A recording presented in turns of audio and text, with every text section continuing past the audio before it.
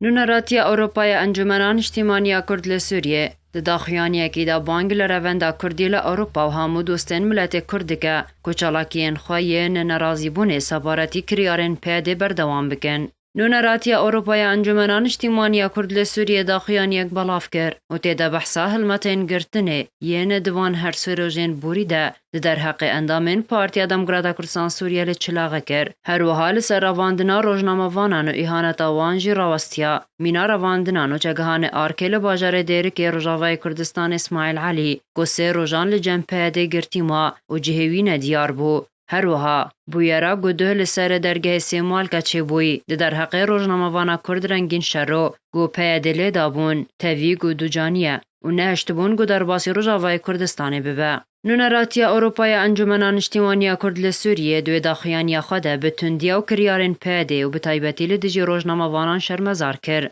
و تکس کر که او کریارن پیده وینا ملت کرد و خباتا وانیا نتاویران آوستینه.